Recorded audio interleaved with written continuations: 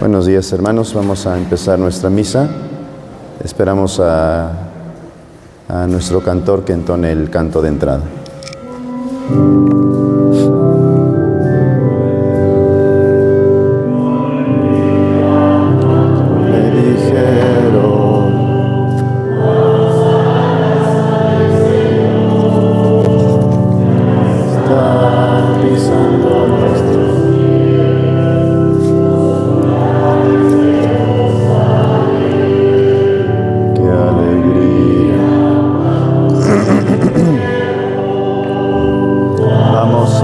Casa del Señor, ya están pisando nuestros pies.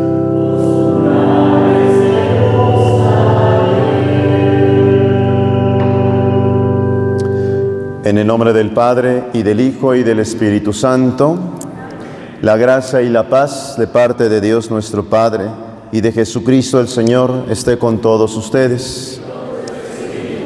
Hermanos, buenas tardes a todos. Sean bienvenidos a esta casa de Dios. Vamos a celebrar hoy nuestra misa, pues en esta tarde del domingo, hoy domingo 21 del tiempo ordinario, pues vamos a escuchar en la palabra de Dios, pues un mensaje muy interesante que tiene que ver con los orígenes del cristianismo, cómo nació la Iglesia, cómo nace nuestra fe. Y a través de la respuesta de Simón, el discípulo del Señor, Simón va a decir: tú eres el Hijo de Dios. O sea, nuestra fe nace por la fe de Pedro. Eso es lo que celebramos, a esa fe pertenecemos y esa es la fe que hoy domingo, como todos los domingos, vamos a renovar y a celebrar. Con toda humildad y sencillez de corazón le pedimos a Dios que se digne perdonar nuestros pecados. Con un corazón arrepentido decimos: yo confieso ante Dios Todopoderoso y ante ustedes, hermanos, de pensamiento, palabra, obra y omisión, por mi culpa, por mi grande culpa. A los ángeles y a los santos,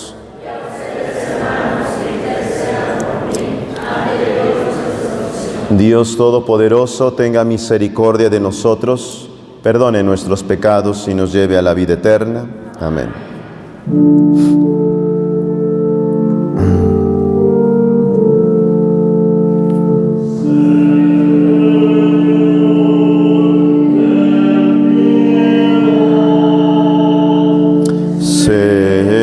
Señor, ten piedad.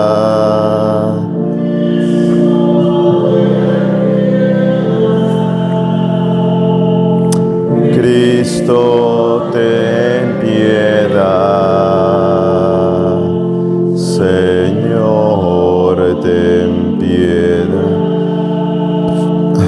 Señor, ten piedad. Alabamos a Dios con el himno del Gloria. Gloria a Dios en el cielo y en la tierra paz a los hombres que ama el Señor. Gloria a Dios en el cielo y en la tierra paz a los hombres.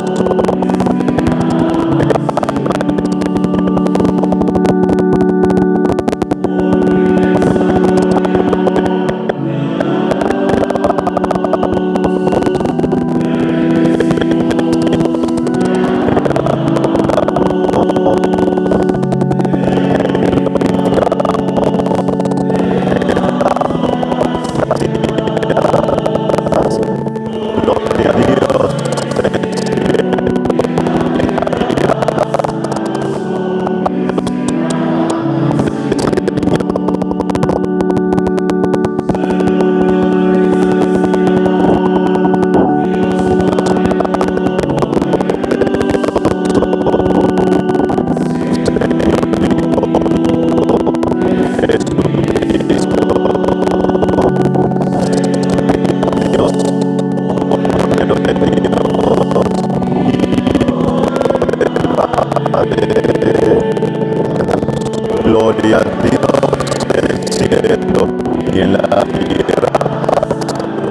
hombres que ama el Señor.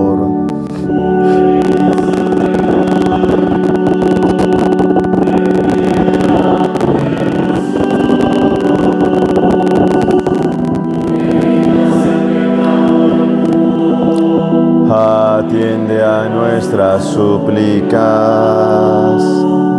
tú que estás sentado a la derecha del Padre, ten piedad de nosotros. Cantamos. Gloria a Dios en el cielo y en la tierra paz a los hombres que ama el Señor.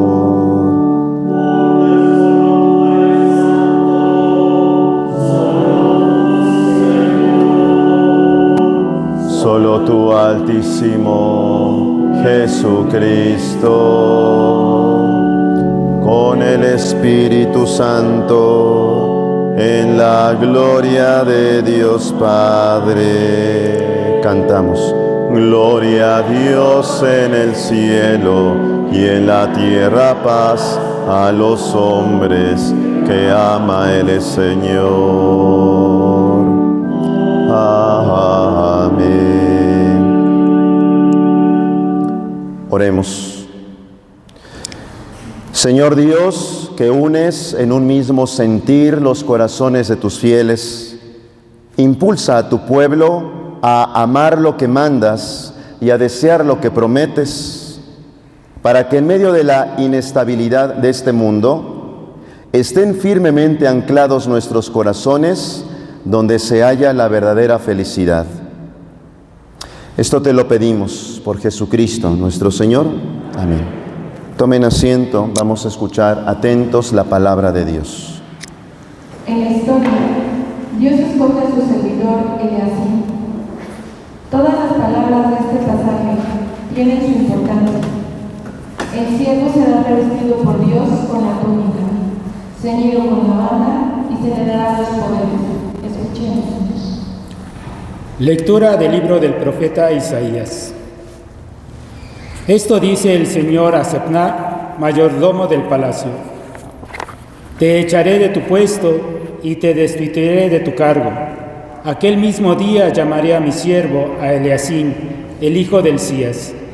Le vestiré tu túnica, le ceñiré tu banda y le traspasaré tus poderes. Será un padre para los habitantes de Jerusalén y para la casa de Judá. Pondré la llave del palacio de David sobre su hombro. Lo que él abra, nadie lo cerrará. Lo que él cierre, nadie lo abrirá. Lo fijaré como un clavo en un muro firme y será un trono de gloria para la casa de su padre. Palabra de Dios. Te alabamos, Señor.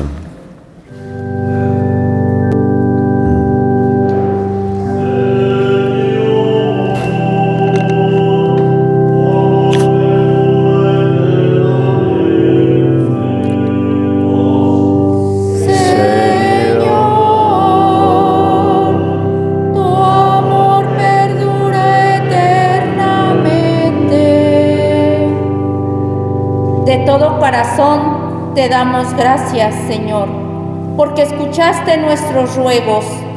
Te cantaremos delante de tus ángeles, te adoraremos en tu templo. Señor, tu amor perdura eternamente. Señor, te damos gracias por tu lealtad y por tu amor. Siempre que te invocamos nos oíste y nos llenaste de valor. Señor, tu amor perdura eternamente.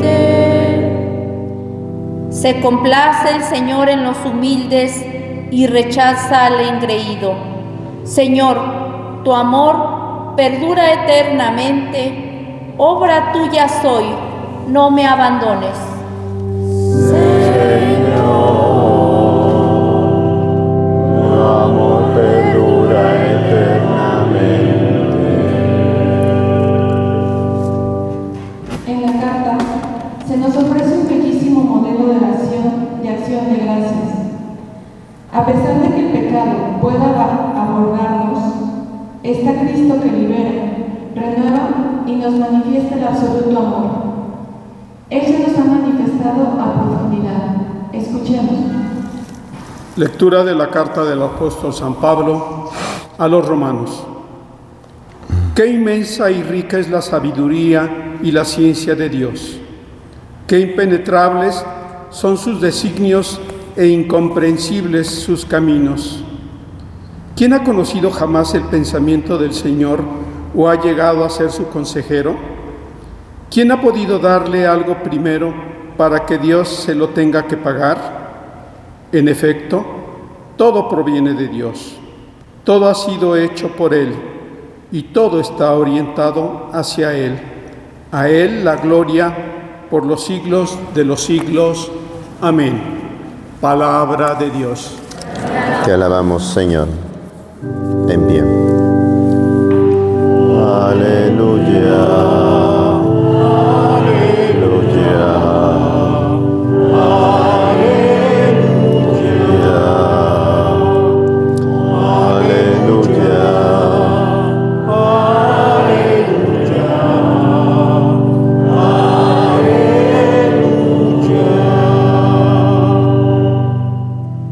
Tú eres Pedro, y sobre esta piedra edificaré mi iglesia, y los poderes del infierno no prevalecerán sobre ella, dice el Señor.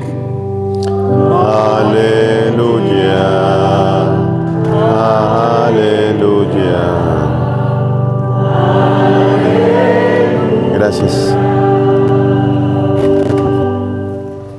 Ante la pregunta de Jesús acerca de quién dicen que es Él, Simón Pedro lo reconoce como Mesías, el Hijo de Dios vivo, y enseguida el Señor le hace la promesa de confiarle las llaves del reino de los cielos.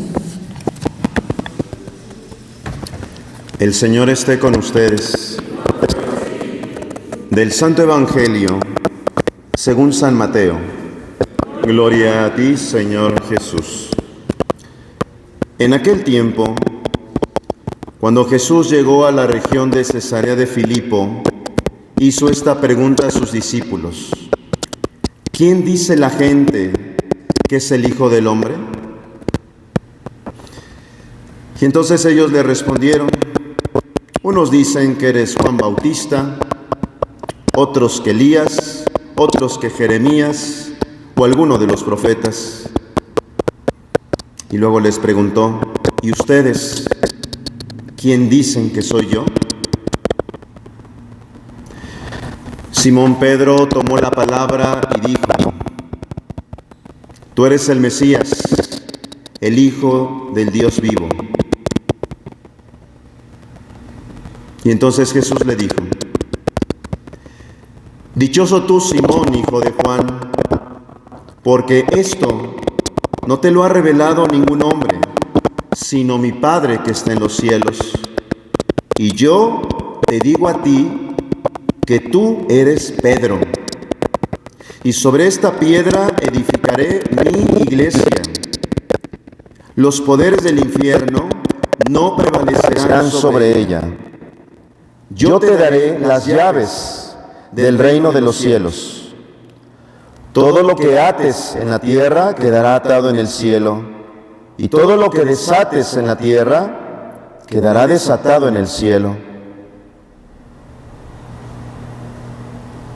Y les ordenó a sus discípulos que no dijeran a nadie que Él era el Mesías. Palabra del Señor.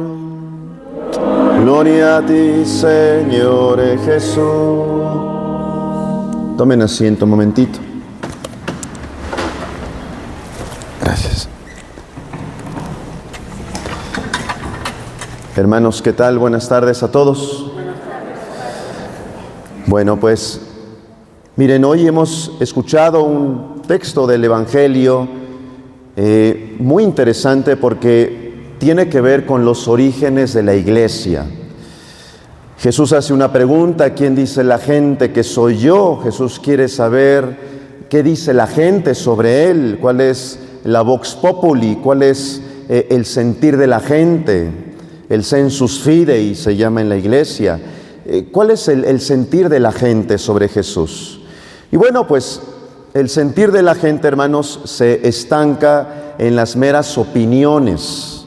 Son opiniones, como seguramente ahora en nuestros tiempos la gente tiene opiniones sobre Dios, ¿no? Pero fíjate que a Jesús sí le interesan las opiniones, pero no son su objetivo las opiniones de la gente. Lo que a Jesús le interesa, a nuestro Señor, es ¿qué dices tú? ¿Qué digo yo? ¿Qué respuesta podemos dar a Dios si Él nos llegase a preguntar, yo para ti, ¿quién soy? ¿Qué lugar ocupo en tu vida? ¿Qué prioridad tengo en tu vida? ¿Qué lugar de importancia tengo en tu existencia? ¿Qué tan importante soy para ti? Y bueno, pues Simón Pedro toma la palabra y da una respuesta que tiene que ver no con el mero conocimiento humano, porque de hecho Jesús le dice, esto que tú sabes, Simón, no te lo ha revelado ningún hombre, o sea, no viene meramente o exclusivamente del intelecto humano, de un razonamiento. Tu respuesta brota de la fe. Tú eres el Mesías, el Hijo de Dios. Y Jesús mismo se lo declara. ¿Esto te lo ha revelado quién? Mi Padre. O sea, esto viene de Dios. Tu respuesta, la respuesta que tú has dado y que a lo mejor no sabes ni lo que dijiste, pero tu respuesta fue inspirada ¿por quién? Por Dios, por mi Padre que está en los cielos. Y a partir de la respuesta, hermanos, a partir de esta respuesta, la respuesta de Simón Pedro, que es una respuesta de fe, es una respuesta revelada por Dios, inspirada por Dios, básicamente es una respuesta de fe, se deriva todo lo que Jesús le va a decir. Dice muchas cosas. Me quiero centrar en esta parte que Jesús dice. Yo te digo a ti que tú eres Pedro. En realidad Jesús le está diciendo a Simón, tú eres roca, eres piedra, eres Pietro, eres roca. Y sobre ti, y aquí viene la frase interesante, sobre ti edificaré ¿qué? Mi iglesia. Y aquí viene la pregunta, hermanos, con la que abrimos esta sencilla reflexión. ¿De dónde viene la iglesia? ¿Cuáles son los orígenes de la iglesia? Esta iglesia a la que tú y yo pertenecemos y a la que cada domingo venimos a la iglesia y muchas veces venimos de manera automática, sin razonarlo. ¿Por qué vienes a la iglesia? ¿Por qué perteneces a esta iglesia? ¿Por qué, teniendo tantas opciones, ahora hay tantas opciones, ¿sí o no? ¿No? Hay de chile, de limón, de lo que tú quieras, ¿no? Hay tantas opciones de religión como tantos gustos y tantas cabezas hay en el mundo. Esta es una buena pregunta que hoy nos podemos hacer, hermanos. ¿Por qué teniendo tú tantas opciones religiosas, por qué tú y yo te empeñas y nos empeñamos en pertenecer a esta iglesia? ¿De dónde viene esta iglesia? La pregunta que nos hacemos es oportuna porque actualmente, hermanos, hay muchos ataques hacia la fe cristiana, hacia la iglesia. Hay algunos que se las dan de intelectuales, de sabiondos, ¿no? Y dicen, no, es que la iglesia, el cristianismo lo inventó San Pablo. San Pablo fue un genio, un hombre inteligente, intrépido, y si no hubiese sido por San Pablo, el cristianismo no se expande. Y ponte a pensar todo lo que hizo San Pablo, ¿no? Sus cartas, sus viajes, arriesgó el pellejo muchas veces, al final lo mataron obviamente, murió mártir, pero piensa tú, si no hubiese sido por San Pablo, ¿el cristianismo se hubiese expandido? Hay algunos que dicen que incluso San Pablo inventó el cristianismo. San Pablo inventó el Evangelio y se inventó esta historia de un hombre, un nazareno, que predicó el bien, la bondad, habló en nombre de Dios, lo mataron, resucitó y ahora él es su mensajero. ¿De dónde viene nuestra iglesia? ¿Nuestra iglesia se remonta a San Pablo? Otros dicen, por ejemplo, hermanos, nuestra iglesia la inventó Constantino. No sé si han escuchado ese argumento muy tonto, ¿no? La iglesia la inventó Constantino y por eso él hizo que la fe y el gobierno ahora se juntaran y bueno, surgiera la religión del Estado, una religión impuesta.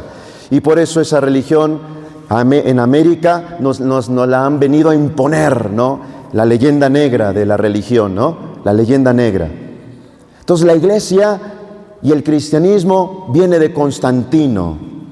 Bueno, Constantino es del siglo IV, ¿sí? Finales del III, principios del IV, pero ya antes de Constantino había cristianos, hay vestigios arqueológicos, hay evidencias históricas. Otros dicen, bueno, no fue Constantino, fue un sucesor suyo, Teodosio el Grande. En el año 380, él hace que esa religión que antes era perseguida pase a ser una religión tolerada, luego una religión permitida y después con Teodosio una religión obligatoria. Se volvió en la religión del Estado en tiempos de Teodosio, año 380. Otros dicen, no, la iglesia la inventó los grupos de poder en la Edad Media para dominar y controlar a la gente y tener a la gente dormida, controlada. Y claro, como los católicos ni piensan estas cosas ni se las preguntan, bueno, pues es fácil dormirlos, ¿no? Los curas marean a la gente. Pero la pregunta es, bueno, convienen bien esos ataques, hay que aprovecharlos. Y nos tenemos que preguntar, ¿de dónde viene la iglesia? ¿De dónde viene la iglesia? Pues vamos a la Biblia y vamos a la historia. ¿De dónde vendrá la iglesia? Quizás unos dirán, la iglesia nace en Pentecostés. ¿Te acuerdas? Pentecostés, desciende el Espíritu Santo sobre los apóstoles y ellos se lanzan ¿a qué? A predicar, a hablar acerca de Cristo, a predicar el Evangelio. La iglesia nace en Pentecostés. Muchos sacerdotes así dicen, ¿no? La iglesia nace en Pentecostés. Otros dirán, no es cierto. La iglesia nace en la ascensión del Señor, mientras Él va subiendo y manda a sus discípulos, ¿qué les dicen? Vayan por todo el mundo y prediquen el Evangelio. Ahí los manda, ahí está la tarea, el mandato apostólico. Otros dirán, no, la iglesia nace cuando el Señor resucita, en la resurrección, ¿no? Es la fiesta más grande de la iglesia. Porque cuando resucitó, se apareció en medio de ellos, sopló sobre ellos, ¿sí se acuerdan ese pasaje? ¿Y qué les envió? ¿Qué les dio? Al Espíritu Santo. Reciban al Espíritu Santo, ¿no? Y ahí les dio otro poder a los que les perdonen los pecados, etcétera. ¿Se acuerdan? Ahí nace la iglesia. Otros dirán, no, la iglesia nace del costado abierto de Cristo. Porque cuando el soldado tomó la lanza y atravesó el costado de Cristo, de su costado, ¿qué brotó? Sangre y agua. Y de ahí brotan los sacramentos, que es la riqueza de la iglesia. Una iglesia sin sacramentos, pues no es iglesia de a de veras. ¿Me explico? De ahí brota la iglesia, la Eucaristía, el bautismo. ¿Me explico? De ahí brota, del costado abierto del Salvador. Vean cómo nos vamos hacia atrás, ya vieron, ¿no? Pentecostés, ascensión, resurrección, la muerte. Pero otros dirán, ¿no es cierto? La iglesia nace el Jueves Santo. ¿Dónde? ¿En qué momento? En la última cena. No, el último brindis, no. La última cena.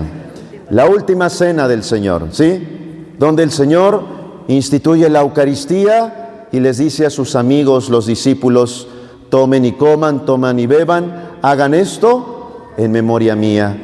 La misa.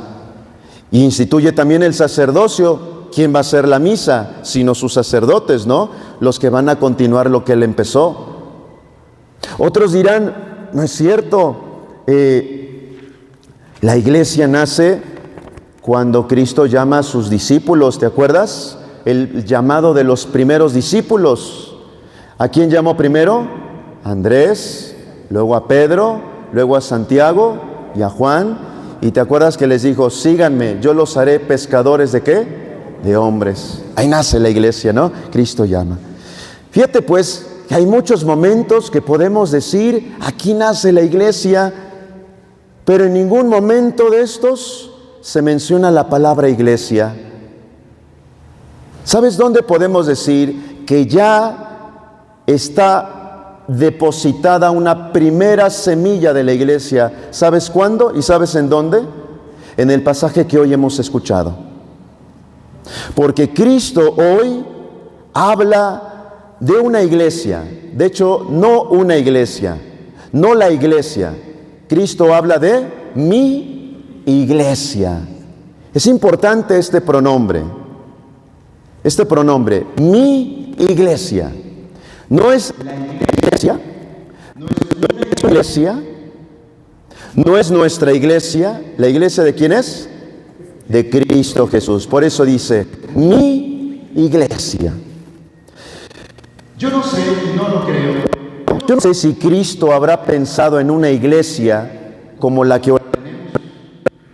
Yo no sé si Cristo habrá pensado en el Vaticano, o en cardenales, en las dignidades, en tanta solemnidad. Yo no sé si Cristo habrá pensado en eso. Yo no sé si Cristo habrá pensado cuando Él dijo mi iglesia, habrá pensado en una iglesia como ahora la conocemos, distribuidas en diócesis, donde hay nombramientos, donde hay una autoridad, donde tenemos los problemas que tenemos, los escándalos que tenemos. ¿Me explico? Yo no sé si Cristo habrá pensado en una iglesia como ahora está, pero sí creo que cuando Cristo dice mi iglesia, está hablando de un puñado de personas, una comunidad de personas que creen en Él, que tienen la fe de Pedro y que van a continuar lo que Él empezó. Y ya el desarrollo de la historia, ¿no? Cómo se va a ir desarrollando ese grupo, cómo se van a ir desarrollando las circunstancias, bueno, esa es parte de la historia, ¿no? De la historia humana. Eso ya no depende de Dios propiamente, depende de los hombres, ¿no? Cómo nos organicemos, cómo entendamos la religión, cómo vivamos el cristianismo, cómo cumplamos o no cumplamos, ¿me explico? Entonces, miren, rápidamente quiero meterme a esto, ¿no? Aquí Cristo, en este pasaje que hoy hemos escuchado, habla de la iglesia, pero no la iglesia ni una iglesia, sino ¿de qué? Mi iglesia, su iglesia, es la iglesia de Él. Y bueno, pues para esto vamos a ver, pues que los primeros miembros de la iglesia, es decir, los primeros seguidores de Cristo Jesús, los primeros que van a conformar esta iglesia de Jesús, tenemos que ver cómo eran, cómo vivían ellos, cómo era la vida de los primeros seguidores de Cristo. Y tenemos allá, hermanos, en el libro de los Hechos de los Apóstoles, capítulo 2, capítulo 4, el escritor sagrado nos narra cómo era la vida de los primeros seguidores de Cristo. Ustedes y yo somos seguidores de Cristo, ¿verdad? Bueno, ¿cómo era la vida de los primeritos? Y dice, por ejemplo, dice el libro de los Hechos, los primeros seguidores de Cristo bautizaban, acudían a la enseñanza de los apóstoles, practicaban la comunión fraterna, asistían a la fracción del pan. ¿Saben cuál es la fracción del pan? No es el pan Bimbo, no es partir el pan Bimbo, no. Fracción del pan es la misa, ¿vale? Pero no le llamaban misa en aquel entonces, le llamaban la fractio panis, o partir el pan, o la fracción del pan. ¿Me explico? ¿Sí? Acudían a la fracción del pan y a las oraciones. Acudían diariamente al templo. ¿Pero a cuál templo? Porque todavía no había iglesias. Las iglesias eran hasta el siglo IV, siglo V. Todavía no había iglesias. Habla del templo. ¿De cuál templo está hablando? De la sinagoga, el templo de Jerusalén, los judíos. Partían el pan en las casas. O sea, ¿dónde celebraban la misa? En las casas, porque no había iglesias, La multitud de los creyentes vivían con un solo corazón. Entonces, fíjate qué interesante este pasaje, hermanos, hermanas, porque dice que estos primeros seguidores de Cristo eran judíos como Jesús, hablaban arameo como Jesús, iban al templo judío como Jesús, celebraban las fiestas judías como Jesús. Estos primeros seguidores de Cristo, el viernes por la tarde-noche, celebraban el Shabbat, el sábado iban al templo y el domingo celebraban la Eucaristía. Fíjate qué curioso. Iban a la catequesis, dice, a la enseñanza de los apóstoles. ¿Y eso cómo se le llama? El catecismo. Ellos iban al catecismo. Fíjate qué interesante, ¿no? Entonces, fíjate, es este grupo seguidores de Cristo, pero todavía viven como judíos. Todavía mantienen una dieta judía, celebran fiestas judías, observan un horario judío, ¿me explico? Pero eso sí, van con los apóstoles, celebran la Eucaristía el domingo, el primer día de la semana, ¿sí? Y que celebran la fracción del pan, o sea, comulgan el cuerpo de Jesús. Fíjate qué interesante.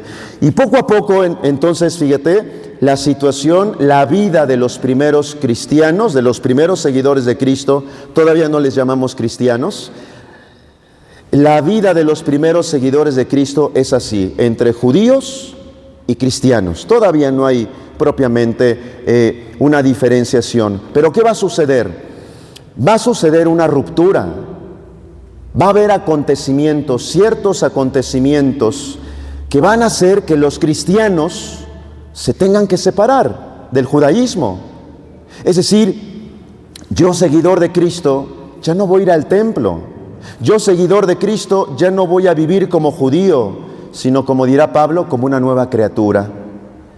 ¿Cuáles momentos o qué circunstancias van a desatar esta separación? Bueno, el libro de los Hechos, hermanos, a partir del capítulo 6, así se va, hasta el capítulo 15, hay ciertos momentos donde se marca una distancia, una separación con el judaísmo, ¿vale? Primer acontecimiento, los cristianos van creciendo, las necesidades van creciendo, los problemas van creciendo también. Y entonces surge la necesidad de nombrar a 7 diáconos, 7 varones, ¿no?, escogidos por los apóstoles y también por la comunidad. Y esos 7 varones se les van a llamar los diáconos. Y van a ayudar a los apóstoles, ¿no?, en la administración del dinero, de los bienes materiales y la atención a los pobres. Fíjate, entonces ahí la iglesia va creciendo. Los seguidores de Cristo van creciendo. Otro acontecimiento, entre esos diáconos había uno que se llamaba Esteban. Esteban, ¿sí? ¿Y saben cómo terminó sus días este Esteban? ¿Alguien sabe cómo terminó sus días Esteban?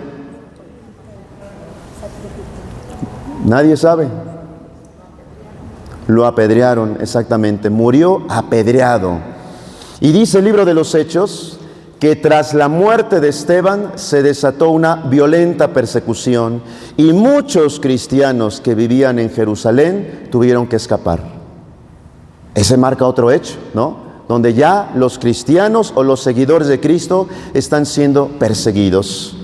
Otro momento donde esos seguidores de Cristo se van distanciando del judaísmo de su tiempo, ¿sí? Con años 50 después de Cristo, naturalmente, años 50, hay un concilio. ¿Un concilio qué es? Un concilio es una reunión, una junta, ¿sí?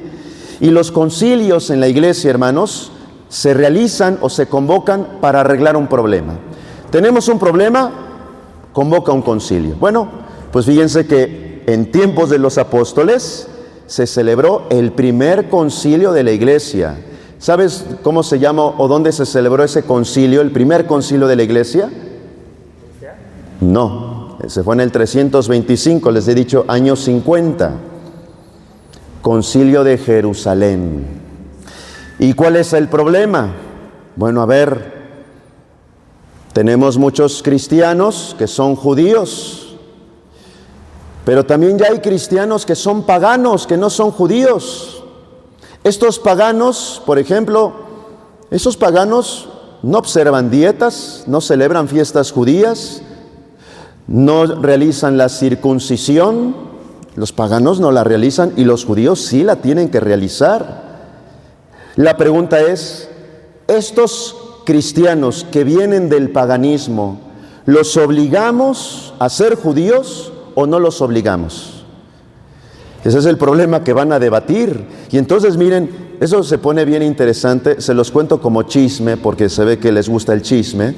Eso se puso bien interesante porque Santiago era muy rigorista, ¿no? Pero Pablo, ahí estaba Pablo, un hombre más abierto, de mente más abierta, más flexible, ¿sí? Más de mundo, ¿sí? Santiago no salía de su pueblito, en cambio Pablo era el hombre de viajes. ¿Me explico? Y Pedro, el jefe de la iglesia, tenía que ser ahí como el juez, ¿no? Como el referee, ¿no? ¿Sí? Entonces, fíjense, todo eso es bien interesante, ¿no? Entonces, hay la iglesia de Jesús ya tiene su primera reunión y sus primeros problemas y sus primeras soluciones también. Y por último, otro hombre muy interesante que de ser perseguidor pasó a ser predicador. ¿A quién me estoy refiriendo? A Pablo. Pablo, claro. Pues la gente, imagínense, sus colegas judíos, oye, pero tú eras judío de hueso colorado, ¿qué te pasó? Pues es que Pablo va a decir, es que me encontré con Cristo, Cristo me llamó.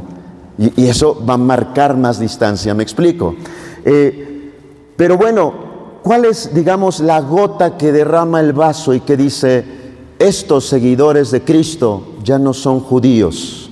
Estos que siguen al tal Cristo, al Nazareno, estos ya son un grupo diferente. Pues lo encontramos en el libro de los Hechos, Hechos 11, versículo 26. Dice, en Antioquía fue donde por primera vez a los discípulos de Jesús se les dio el nombre de cristianos. ¿Dónde fue? ¿En dónde? En Antioquía. Más o menos, ¿en qué año era? Más o menos en el año 43, 44 después de Cristo. Fíjate qué interesante. Entonces, ya sabemos que esos que Jesús dijo, mi iglesia, los que formen parte de la iglesia de Jesús, ya sabemos que en el año 44 se les llaman cristianos.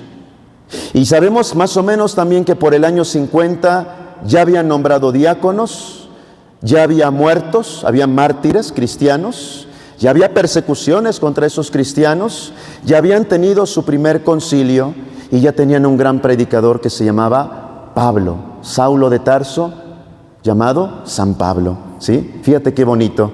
Entonces, esta es la iglesia de Jesús. Mi iglesia pasa por Cristo, empieza por Cristo, pasa por los apóstoles, pero vamos avanzando en la historia. Por eso les he dicho, esto es como algo de historia, ¿sí? La otra pregunta que nos hacemos, hermanos, mi iglesia, dice Jesús, voy a edificar mi iglesia. Y ahora llegamos a nuestros días.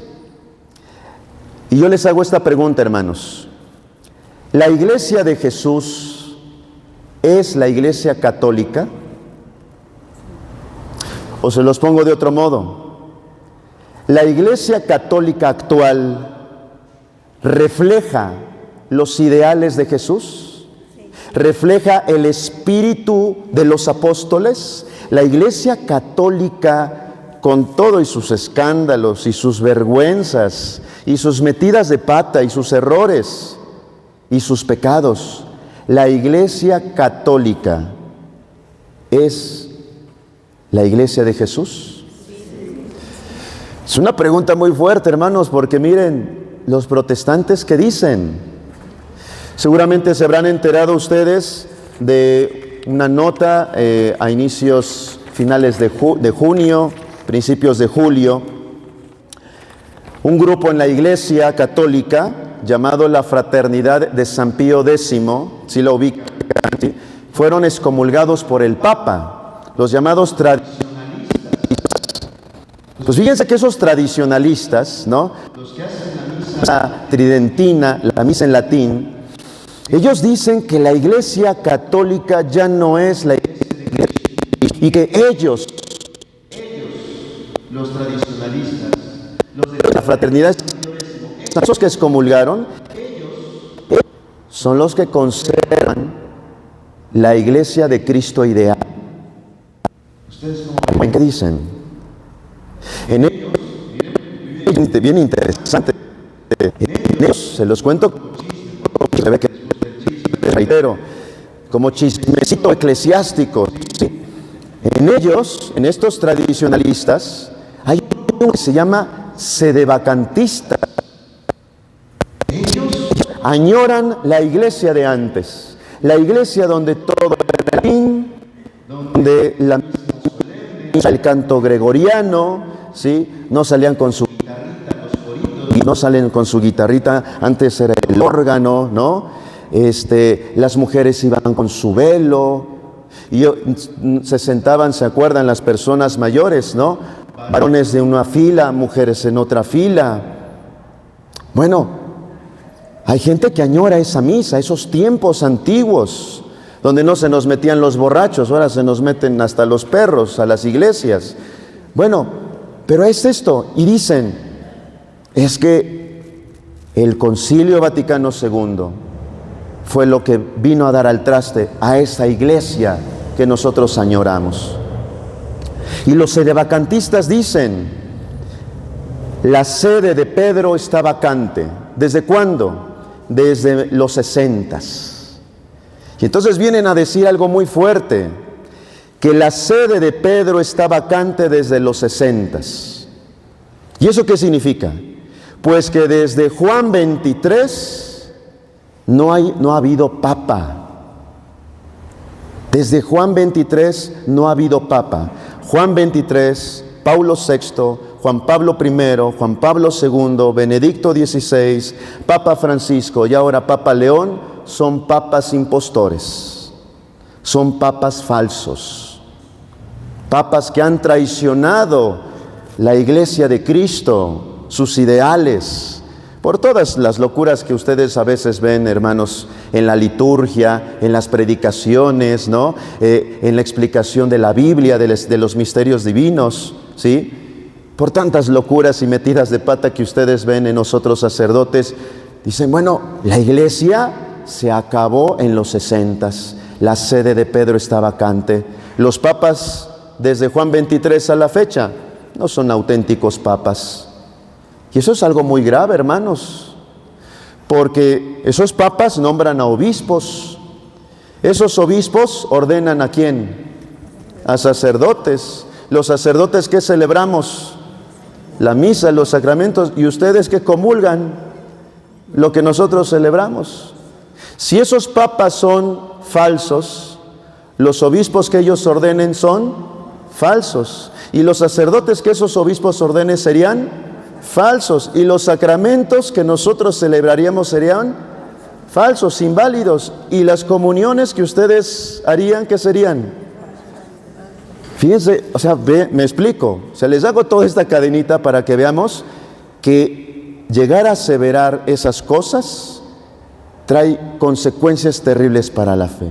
La pregunta sería, bueno, ¿hemos estado engañados desde la década de los 60s?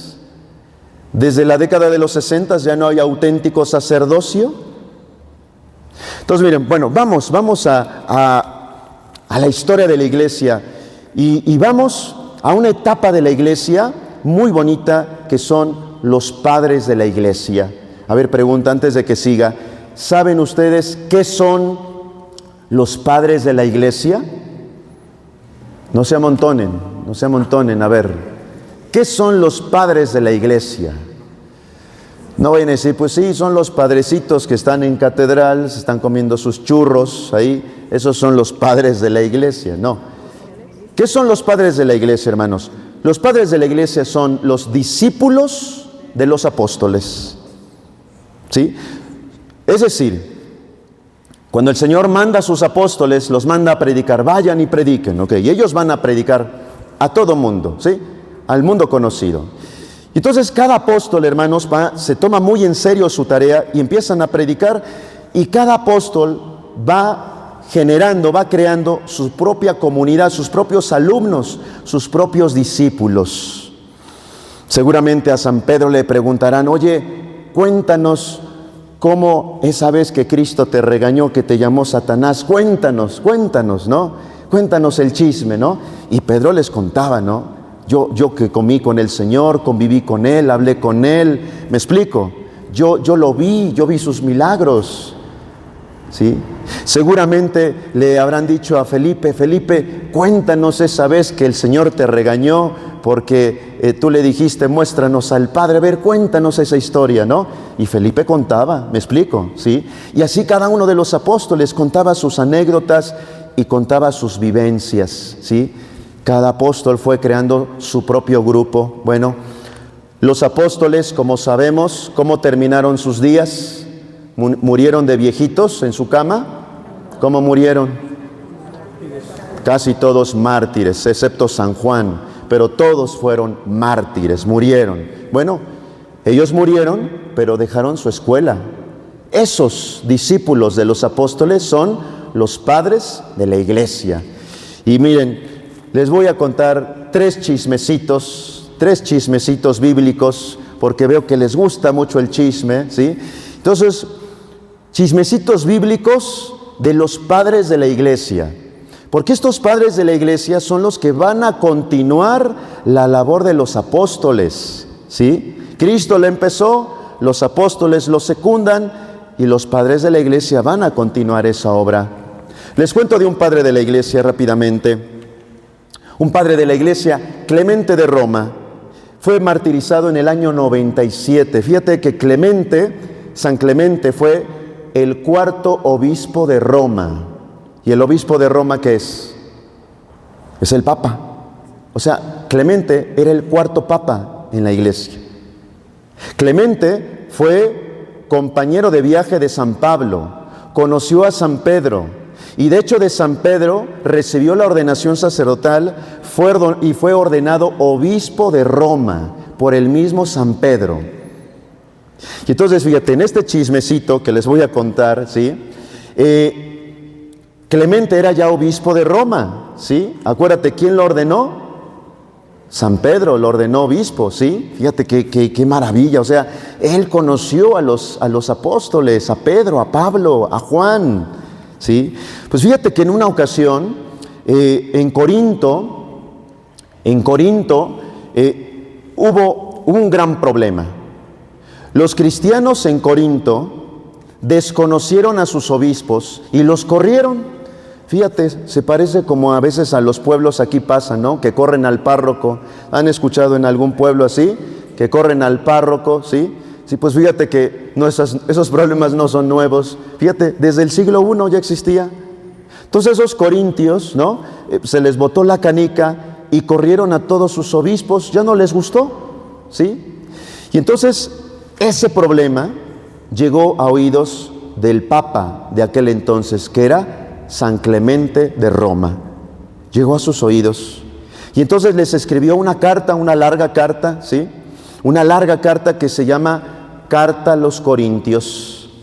Y hoy les quiero leer un fragmentito de esto. Esta carta a los Corintios, Clemente la escribió en el año 96.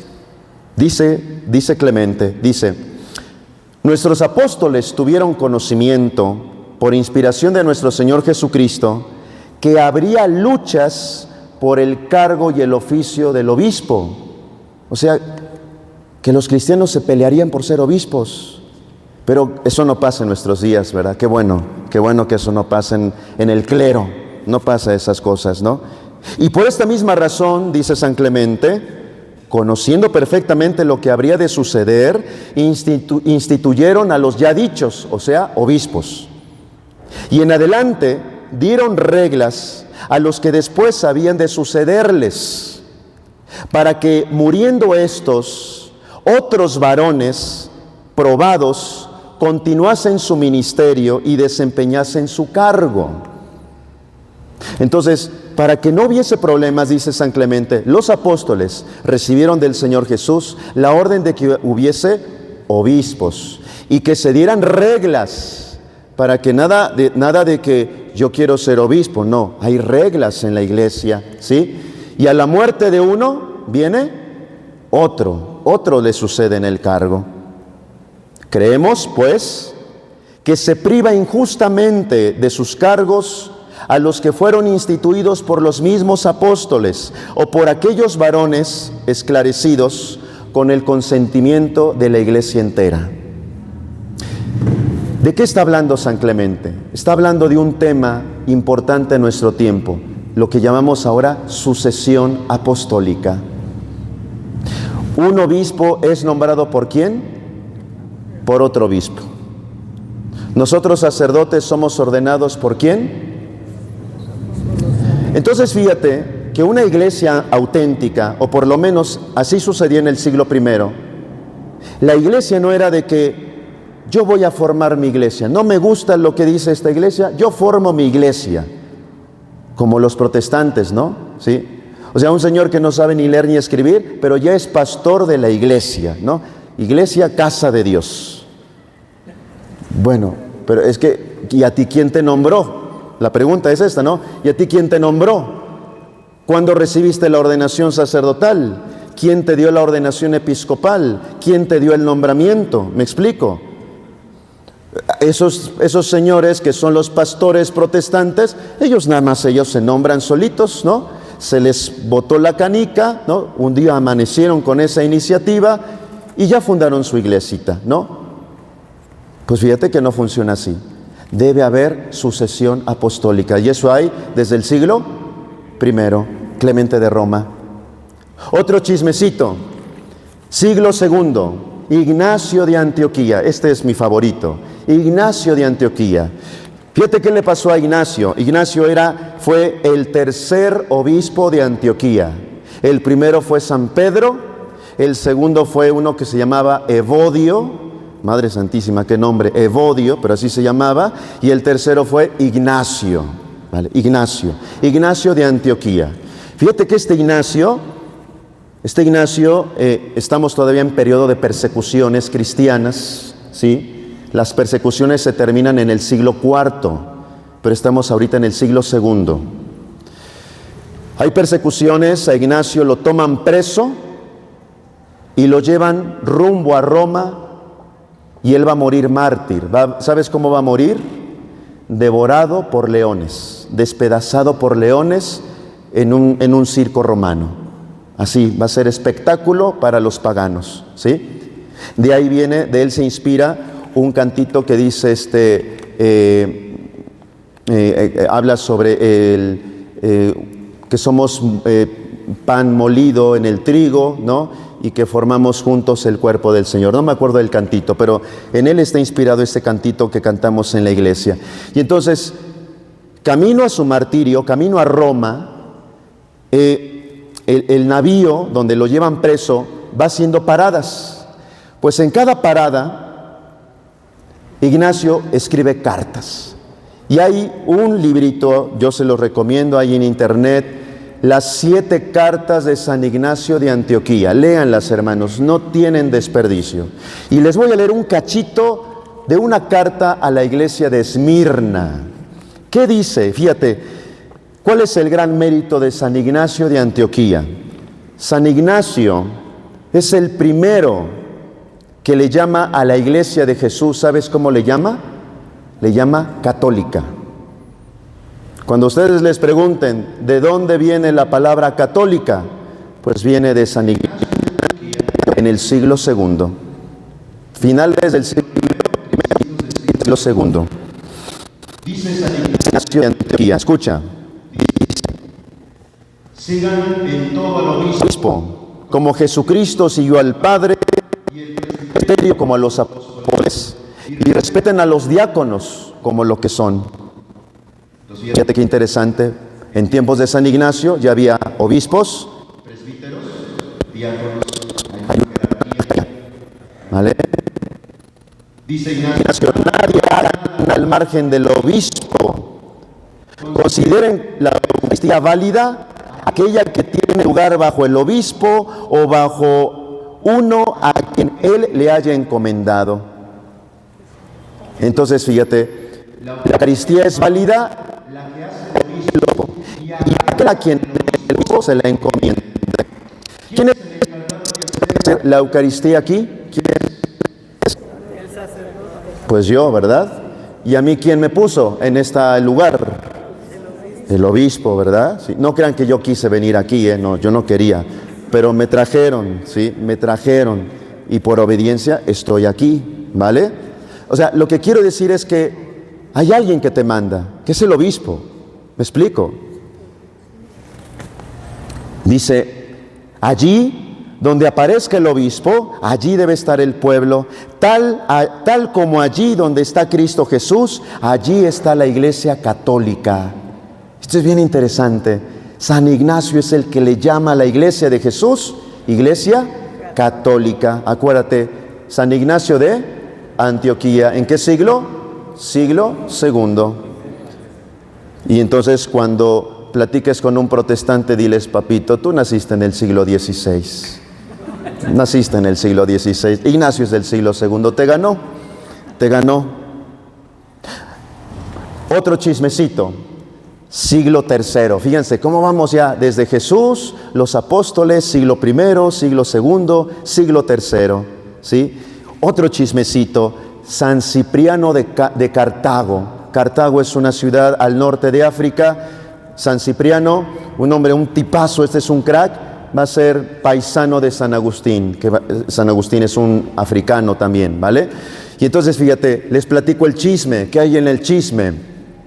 Estamos todavía en tiempos de persecución, los cristianos están siendo perseguidos y hay un problema. Hay cristianos que los capturan y los van a matar, pero les dicen, mira, si reniegas de Cristo, te perdono la vida. Algunos no reniegan y mueren mártires, pero muchos reniegan de Cristo porque tienen miedo y no los matan. Pero quedan con el cargo de conciencia, dicen, chin, renegué del Señor. Y acuden a la iglesia que los perdonen. Y aquí viene la pregunta, ¿esos que renegaron de Cristo, los perdonamos o no los perdonamos? ¿Ustedes qué dirían? A ver, ¿los perdonamos o no los perdonamos? Bueno, hay dos posturas. Una postura es la de San Cipriano. San Cipriano dice, sí los perdonamos, pero hagan penitencia, no lo vuelvan a hacer, no lo vuelvan a hacer, ¿sí? Y San Cipriano les ponía duras penitencias, ¿vale? En aquel entonces estaba el Papa Cornelio, y el Papa Cornelio comulga, está de acuerdo con San Cipriano, dice, bueno, los perdonamos, regresen a la iglesia, pero hagan penitencia y no lo vuelvan a hacer, ¿sí? Si el Señor les pide ser mártires, háganlo, ¿vale? Pero había otro obispo llamado Novaciano. Y Novaciano, ¿sabes qué decía? Esa es la otra postura. ¿Sabes qué decía Novaciano? No los perdonamos. Y entonces, bueno, Novaciano no estaba muy de acuerdo que el Papa Cornelio perdonara a los laxos. A esos que renegaban de Cristo y luego se arrepentían, se les llamaban laxos. Entonces, Novaciano no estaba muy de acuerdo que Cornelio, el Papa de aquel entonces, perdonara a los laxos. Y llegó a tener fuertes peleas al grado de que Novaciano, ¿sabes qué dijo? Le dijo, yo a ti, Papa, yo no te voy a obedecer.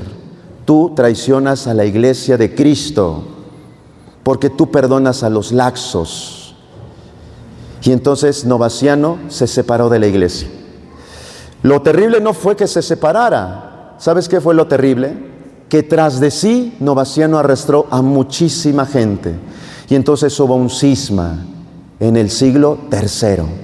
Fíjate cómo ahora los que quieren hacer la misa en latín dicen, yo no estoy de acuerdo con el Papa ni con el concilio, nos separamos. Y si nos van a excomulgar, que nos excomulguen. Entonces, bien, dense, hermanos, cuenta, muchos problemas que ahora vive la Iglesia ya los vivió en el pasado. Y por eso hay que ir a los padres de la Iglesia, esos hombres santos y sabios, cómo resolvieron los problemas del pasado, que también son los problemas del presente. ¿Vale? Y entonces, bueno, rápidamente, 2 líneas. San Cipriano, por este problema, este gran problema que hizo, hubo un cisma de esto, escribió una obra que se llama Tratado sobre la Iglesia, rápidamente. Y dice San Cipriano, escucha, quien no guarda la unidad de la Iglesia, ¿piensa acaso que conserva la fe? Quien abandona la cátedra de Pedro, sobre la que está cimentada la Iglesia, ¿puede acaso confiar que se halla en la Iglesia todavía? Todo el que se separa de la Iglesia se une como a una mujer adúltera, se aleja de las promesas de Cristo y no conseguirá las recompensas del Señor. El que abandona la Iglesia de Cristo es un extraño. Y termina San Cipriano con una frase muy bonita, me gusta mucho. Dice, no puede tener a Dios por Padre quien no tiene a la Iglesia como madre. Entonces, fíjate, San Cipriano es el gran defensor de la unidad de la Iglesia. Él va a decir que la Iglesia es como la túnica de Cristo. Dice, si tú te separas de la Iglesia, estás rasgando a la mitad la túnica de Cristo. Y por eso hace un llamado a los cristianos, que en ese entonces muchos se iban con Novaciano y atacaban al Papa, como ahora lo atacan, ¿no? Ahora el Papa es atacado, ¿no? Es ofendido. Bueno, fíjate, sucedía también en tiempos de San Cipriano, siglo III. Termino con esto. Ya, aunque se ve que quieren que hable más, pero ya no voy a hablar, ¿sí? Bueno, termino con esto, este chismecito bíblico. Pero viene una pregunta. ¿Qué pasaría si la Iglesia se corrompe?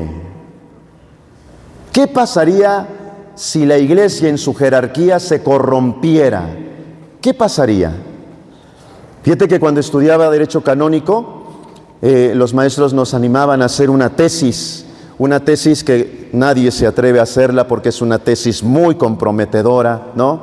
La tesis es, ¿qué haría el derecho canónico si hubiese un papa hereje? Si hubiese un papa antipapa o un papa anticristo.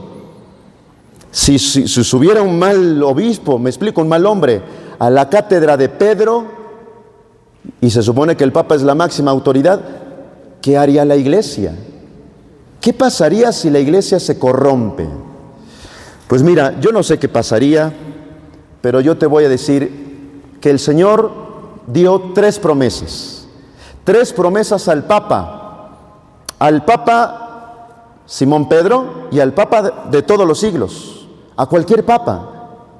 Jesús dio 3 promesas al Papa, y al dar esas 3 promesas, las dio a la Iglesia también. ¿Cuáles son estas 3 promesas? Tú eres Pedro, sobre ti edificaré mi Iglesia. Las puertas del infierno no prevalecerán sobre ella. Y a ti te doy las llaves, es decir, la autoridad. Y todo lo que tú ates quedará atado en el cielo.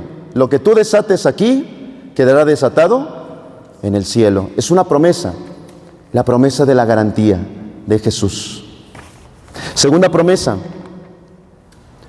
Simón, Simón, mira que Satanás ha pedido permiso para zarandearte, como el trigo, pero yo he rogado por ti, para que tu fe no desfallezca.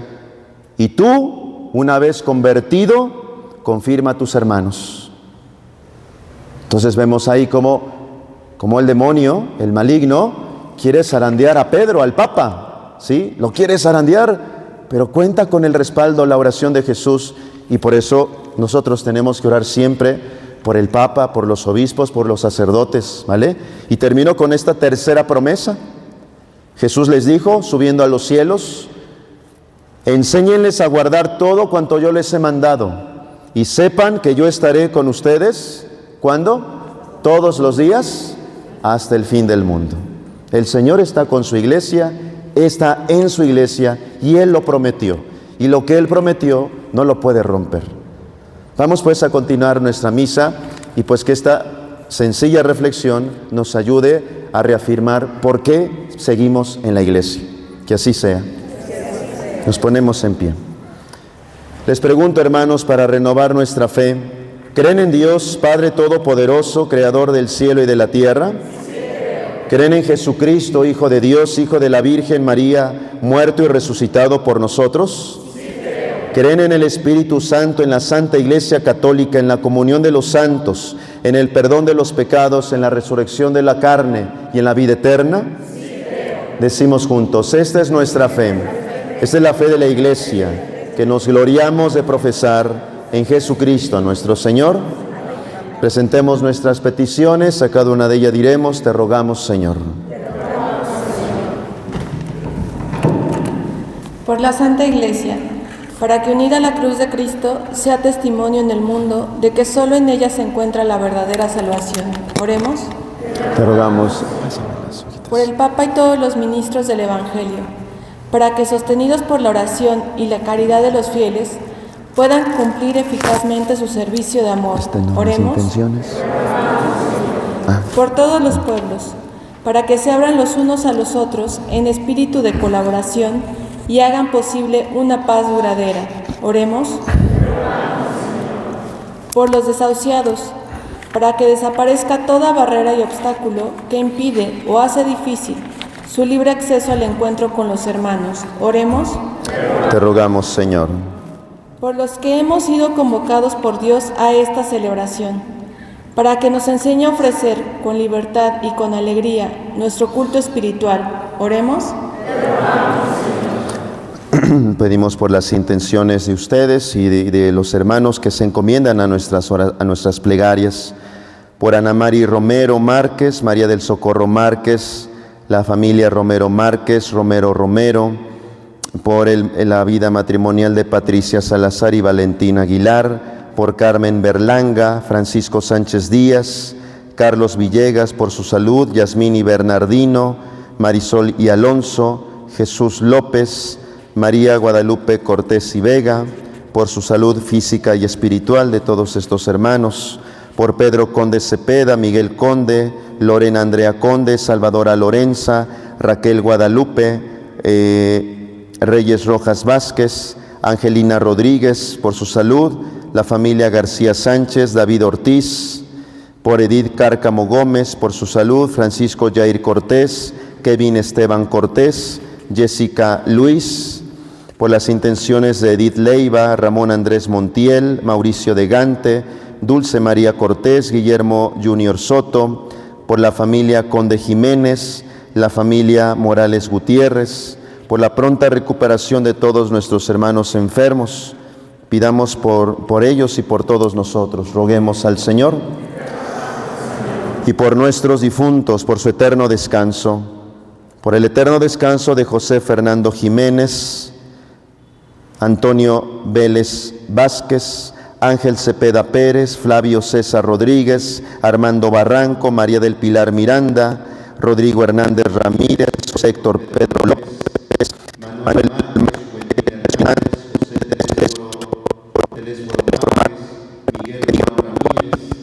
Renato Rosalba Pescador, Ricardo Espinosa, por Rosa María Martínez, por el eterno descanso de Francisco Martínez Rubio, Francisco Ojeda Vázquez, Rosenda Vázquez, por el señor Martín Ocaña, el señor Rafael Sánchez Ruiz, por Ernesto Martínez Carrasco, por todos los sacerdotes difuntos y por las almas del purgatorio. Roguemos al Señor. Te pedimos, Padre, que en tu inmensa bondad escuches nuestra oración y la recibas en tus manos de Padre benevolente. Te lo pedimos por Jesucristo nuestro Señor. Tomen asiento, vamos a presentar nuestras ofrendas, cantamos.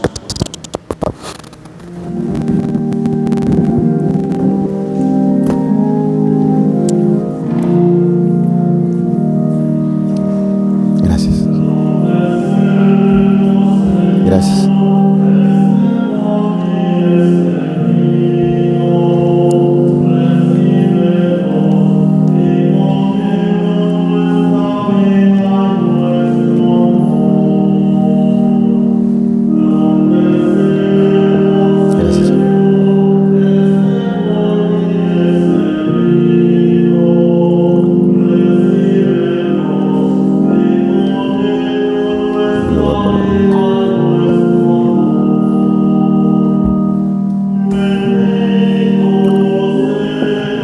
Gracias, Señor.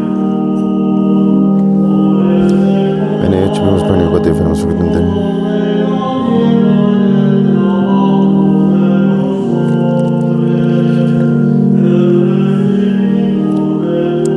Lavame Domini ab iniquitatem mea et peccatum meam munda. Amén. Gracias.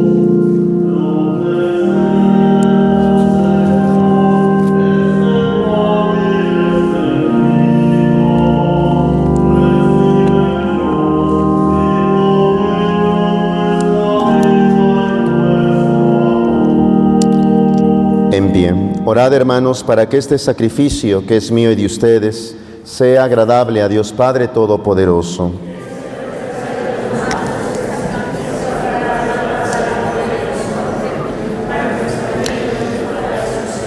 Señor, que con un mismo y único sacrificio adquiriste para ti un pueblo de adopción, concede a tu Iglesia los dones de la unidad y de la paz. Por Jesucristo nuestro Señor. El Señor esté con ustedes. Levantemos el corazón. Demos gracias al Señor nuestro Dios. En verdad es justo y necesario, es nuestro deber y salvación, darte gracias siempre y en todo lugar, Padre Santo, Dios Todopoderoso y Eterno, por Cristo nuestro Señor, quien, compadecido del extravío de los hombres, quiso nacer de la Virgen María, muriendo en la cruz nos libró de la muerte eterna, resucitando de entre los muertos, nos dio el acceso a la vida eterna. Y por eso, con los ángeles y los arcángeles, con los tronos y dominaciones y con todos los coros del cielo, cantamos sin cesar el himno de tu gloria.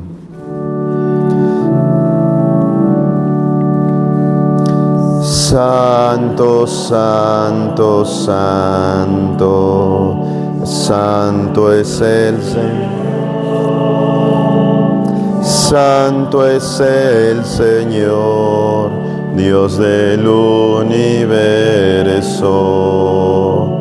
Santo es el Señor, Dios del universo.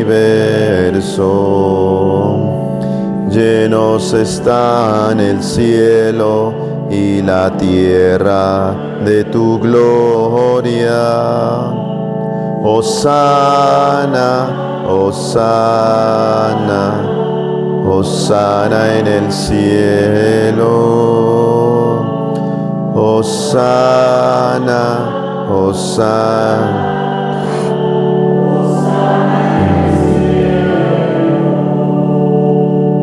Bendito el que viene.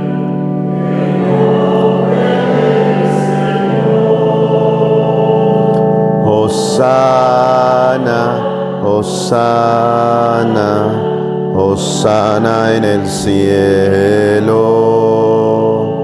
Hosana,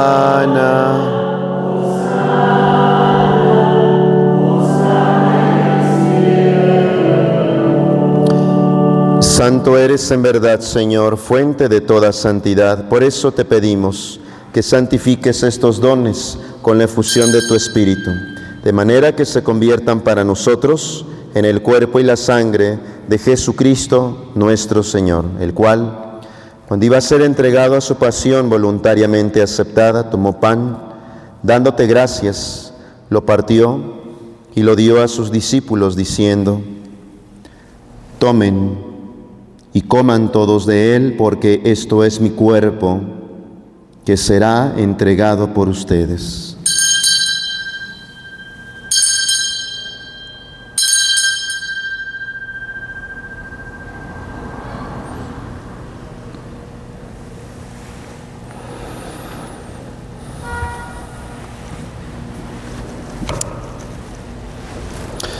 Del mismo modo, acabada la cena, tomó el cáliz y dándote gracias de nuevo, lo pasó a sus discípulos diciendo: tomen y beban todos de él, porque este es el cáliz de mi sangre, sangre de la alianza nueva y eterna, que será derramada por ustedes y por muchos para el perdón de los pecados. Hagan esto en conmemoración mía.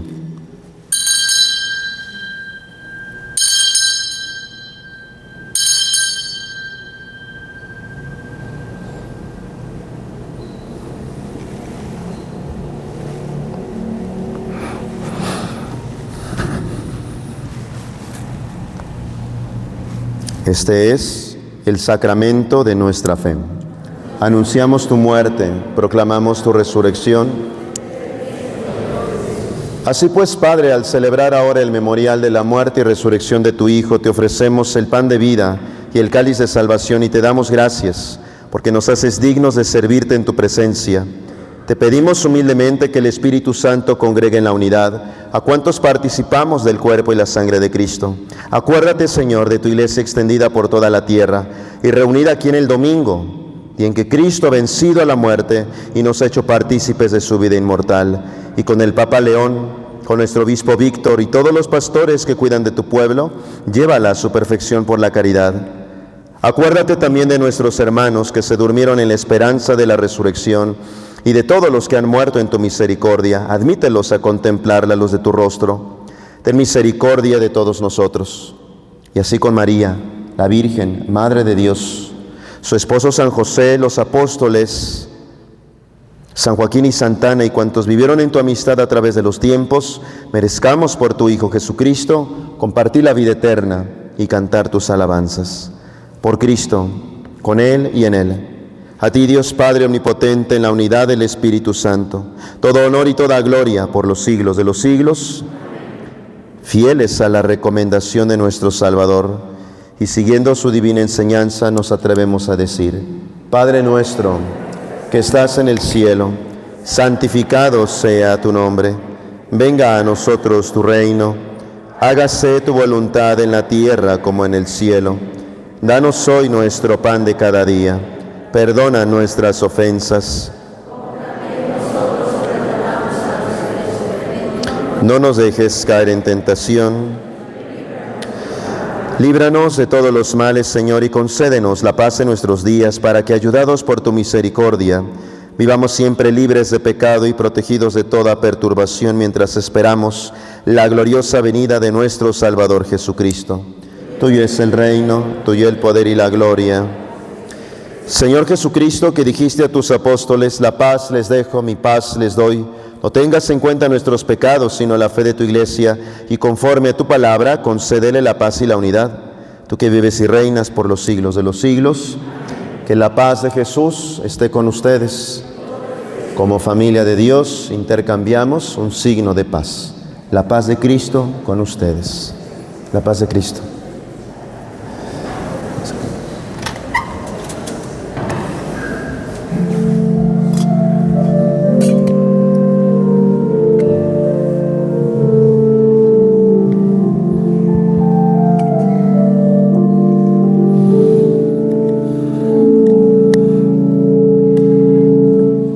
Cordero de Dios, que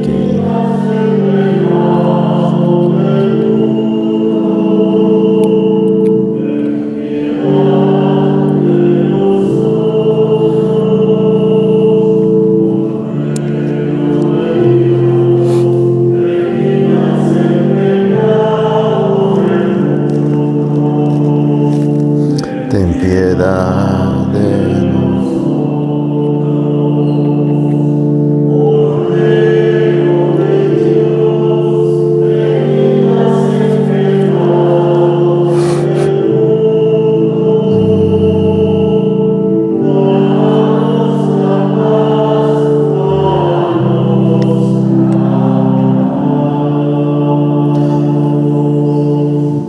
Hermanos, este es Cristo, el Cordero de Dios, el que quita el pecado del mundo. Dichosos ustedes porque han sido invitados a la mesa del Señor. Señor, yo no soy digno de que entres en mi casa, pero una palabra tuya bastará para sanarme. Acérquense, por favor, quienes vayan a comulgar.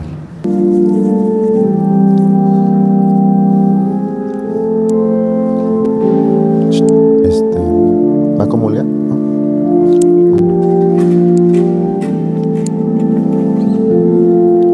Cuerpo y sangre de Cristo. Cuerpo y sangre de Cristo. Cuerpo y sangre de Cristo. Cuerpo y sangre de Cristo.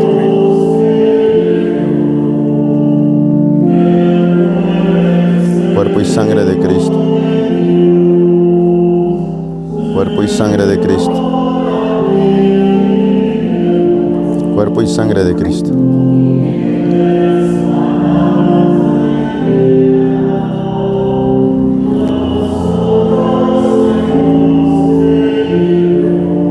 Cuerpo y sangre de Cristo. Cuerpo y sangre de Cristo. Cuerpo y sangre de Cristo. Cuerpo y sangre de Cristo.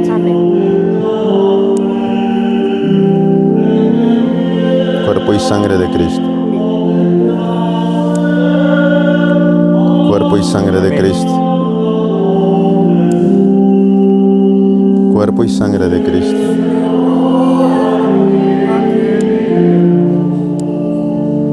Tú tienes palabras. Cuerpo y sangre de Cristo. Cuerpo y sangre de Cristo.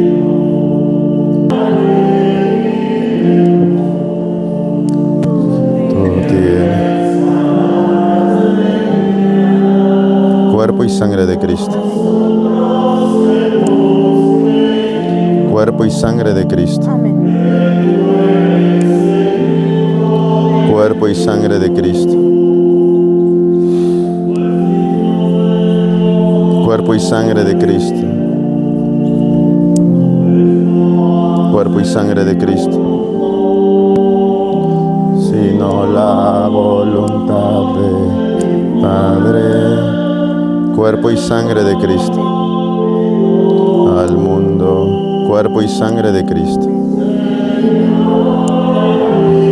Cuerpo y sangre de Cristo. Cuerpo y sangre de Cristo.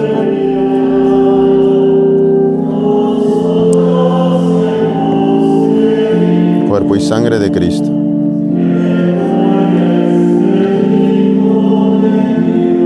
Cuerpo y sangre de Cristo.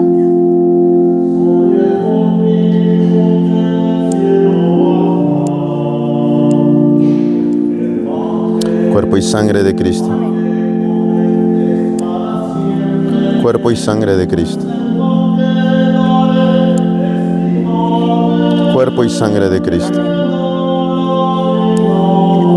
Cuerpo y sangre de Cristo. Amén. Cuerpo y sangre de Cristo. Cuerpo y sangre de Cristo.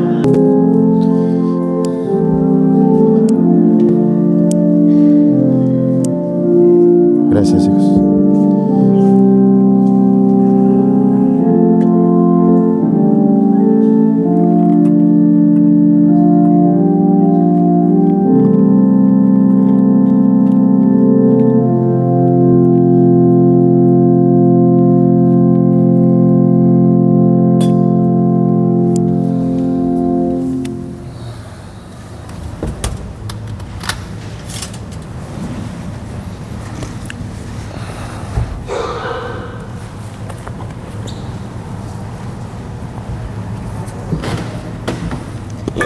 Quienes no tuvieron la oportunidad de comulgar sacramentalmente a nuestro Señor, hacemos la comunión espiritual. Creo, Jesús mío, Gracias. que estás realmente presente en el Santísimo Sacramento del altar. Te amo sobre todas las cosas y deseo ardientemente recibirte dentro de mi alma. Pero no pudiendo hacerlo ahora sacramentalmente, ven al menos espiritualmente a mi corazón, y como si ya te hubiese recibido, me abrazo y me uno del todo a ti. Oh Jesús mío, no permitas que jamás me aparte de ti. Amén. Ahora hacemos nuestra acción de gracias por haber recibido a Jesús en la Sagrada Comunión. Alma de Cristo, santifícame. Cuerpo de Cristo, sálvame. Sangre de Cristo, embriágame. Agua del costado de Cristo, lávame. Pasión de Cristo, confórtame. Oh mi buen Jesús, óyeme. Dentro de tus llagas, escóndeme. No permitas que me aparte de ti. Del enemigo malo, defiéndeme. En la hora de mi muerte, llámame. Y mándame ir a ti, para que con tus ángeles y tus santos te alaben, por los siglos de los siglos. Amén. Invoquemos, hermanos, la poderosa intercesión de San Miguel Arcángel. Decimos juntos: San Miguel Arcángel, defiéndenos en la lucha.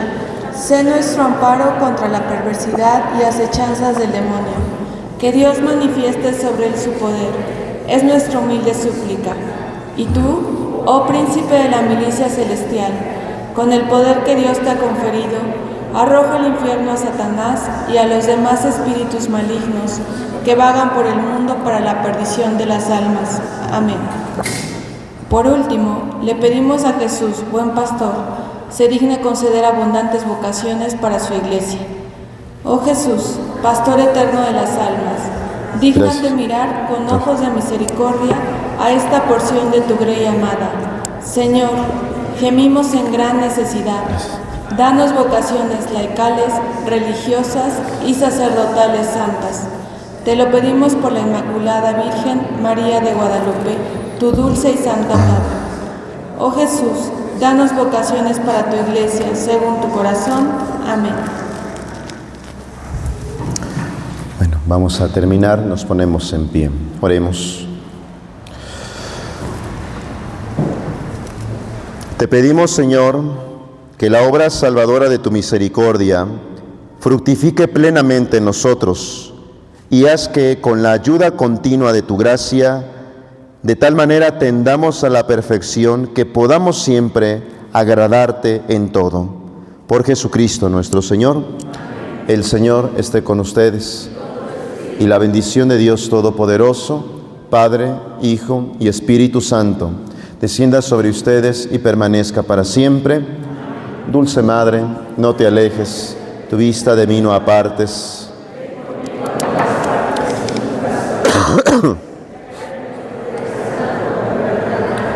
Haz que nos bendiga el Padre, el Hijo. Les recuerdo, hermanos, esta semana es una semana especial porque tenemos el Santo Jubileo aquí en este templo de Capuchinas del martes al viernes, Dios mediante. Empezamos a las 11 de la mañana con la misa, una misa solemne porque se expondrá Jesús sacramentado. Terminando la misa, habrá la hora santa, el Santísimo estará pues toda la tarde hasta poquito antes de las 6 de la tarde. De 12 del día a 2 horitas, durante estos días del Santo Jubileo, habrá confesiones. Por quien se quiera confesar, quiera aprovechar esta oportunidad, bueno, pues estaremos un sacerdote o dos, estaremos 2 sacerdotes pues confesando. Entonces aprovechen esta oportunidad, esta oportunidad de poder tener un sacerdote que esté disponible para la confesión, ¿vale? Y la invitación para todos pues es reservar algún momentito de nuestro tiempo, unos minutitos, para acompañar a nuestro Señor, que no se quede solo, sobre todo las horas de la tarde, 2, 3, 4 de la tarde, las horas más pesadas, que nuestro Señor pues se suele quedar solito, queda abandonado. Entonces ojalá podamos hacer este esfuerzo para acompañar a Jesús sacramentado. Nuestra misa ha terminado, podemos ir en paz. Quienes gusten recibir el agua bendita, acérquense, que tengan todos un bendecido domingo y una bendecida semana en el Señor. Gracias. Cantamos.